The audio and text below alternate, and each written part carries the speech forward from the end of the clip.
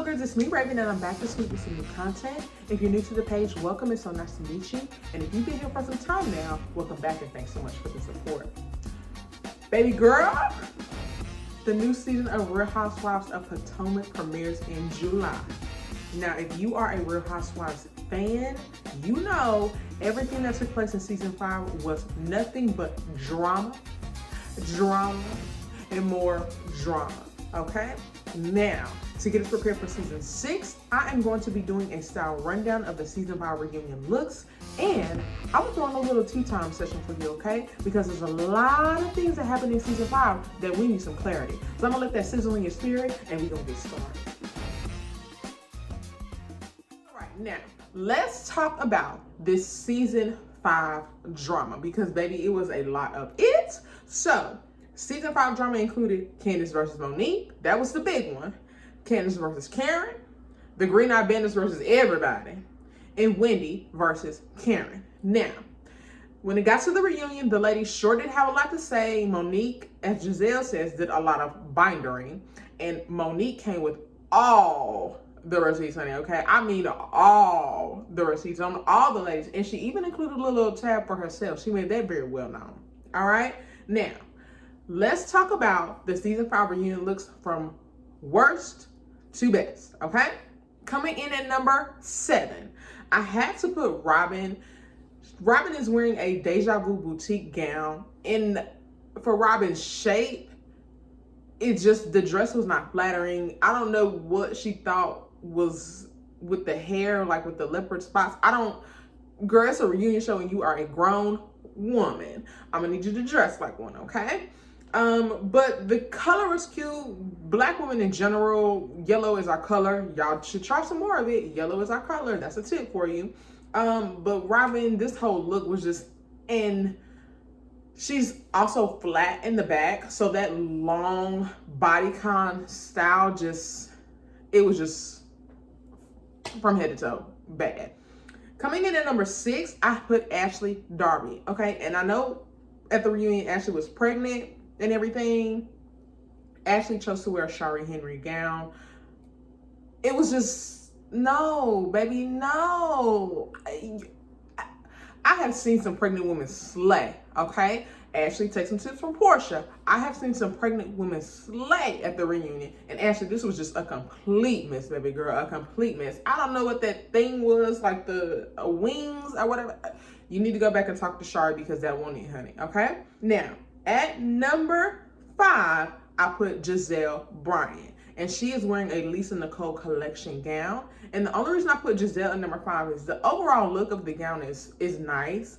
It was just that the hair threw it off for me. It looked like it was undone. I don't know if maybe she had been running around the hotel beforehand and, sort of sweated out. There was just nothing going on with the hair. It was like, girl, wig, bone straight, and that's what we're gonna do. And it really wasn't even bone straight.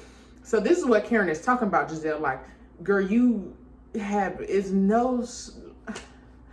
bravo, season 6 reunion. Please help Giselle, okay? At number 4, I put Miss Candace. Candace is wearing a Karen Sabag gown. And the only reason I put Karen in number 4, the hair was good. The dress overall was a nice look for Candace. It was just that the bow in the front, it seemed to like swallow her. Candace is not a big girl at all. And so I probably would have went with something a little more form-fitting for Candace, but you go with what you like. And so apparently that's what she chose. It's just that the bow swallowed her and it took away from what could have been a hit, honey. Okay, so I got Candace at number 4. Coming in at number 3, I've got Miss Monique Samuels. Now, you guys know that Monique will not be returning to the Real Housewives of Potomac franchise, at least for season 6. What's to go for the future? I don't know, but I put Monique at number 3. She is wearing Riley Knox Couture, and I love the dress. It's great. It looks good on her. What I don't like is the hair, that blunt cut bob. Y'all know how I feel about a blunt cut bob. I think they're only beneficial in certain fashion situations, and this wasn't one. I mean, the shoes were killing, the dress was killing, the makeup was killing, that figure was killing, but the blunt cut bob, it just, I don't know. I didn't like the blunt cut bob, so that's what put Monique at number 3, okay? At number 2, we have Miss Karen Huger, and baby girl, Karen, blonde is your color, ma'am, okay? Blonde is it for you. Karen is wearing an S.A. Aznavour gown. And remember, this is also a designer that Portia has used for some of her reunions. I wonder if some of the other Real Housewives franchises have used this gown designer, because it seems to be a popular name that's running around Bravo. So Karen is wearing a S.A. Aznavour gown. From head to toe, it was right. The hair, the dress, Karen looks amazing. So shout out to you, Karen. At number 1, and this might surprise some people, yes, I've got Miss Wendy Osefo. She also is wearing S.A. Aznavour, and the reason I put Wendy at number 1, okay? Yellow looked great on her. The shoes, good. She had a split, and to accent the leg so the leg just wasn't bare, she had it go all the way up the leg. It was a tie all the way up the leg. It was a low cut, so what she did was she came with the hair. Remember, that's a tip that I've given you guys in some of my previous videos. Generally, when you have a lower neckline, you can go with longer hair, okay? So that's what happened with Monique. She had a higher neckline and she still had hair here, so it sort of just took away from the neckline, because your neckline is your accent piece, right? So I probably would have went with like a top knot, a high pony, or something for Monique, right? So this is where Wendy knocked it out of the park. Low neckline, shoulder length hair, makeup was good, especially with Wendy being a darker woman. She was able to pull off that green. I loved it from head to toe. Miss Wendy, you killed it for that season 5 reunion, and you are number 1 on our best looks list, okay? Now, y'all know I love a good tea time session, so let's get into it. Baby, the tea out of Potomac is hot. Not as hot as Atlanta, but it's hot, honey, okay? So let's start with Giselle Bryant. Now, earlier last week, I posted a picture with Malaysia Pargo, Latoya Ali, and Giselle Bryant. And I asked you guys what all these ladies have in common. And baby, apparently it's Jamal, okay? It has been alleged that Giselle and Jamal have broken up. Well, that's not alleged because she said that they broke up, okay? Now, it has been alleged that Jamal not only has ties to Giselle, he has ties to Miss Malaysia Pargo, and y'all know she lives in Atlanta. If you stay up to date with Basketball Wives, you know that she lives between Atlanta and LA, right? In addition, he has had ties now, allegedly, to Miss Latoya Ali. Now, how true any of this is, I'm not sure. But remember, in the season 5 reunion, Monique pulled out those receipts. She called out Jamal's number, and Giselle really didn't have much to say because it was true. That's Jamal's number. He's texting other women. Now, who that other woman was remains to be seen, okay? Will we get some more insight into Giselle and Jamal in season 6? Not really sure. Honestly, could really care less. I need Giselle to find a new storyline. Bravo, find Giselle somebody else to date so we can get some more substance, because Jamal and Giselle ain't it. We don't care about the past in this congregation. Let's move on, okay? Next tea time, okay? This isn't really tea. This is just to keep you up to date.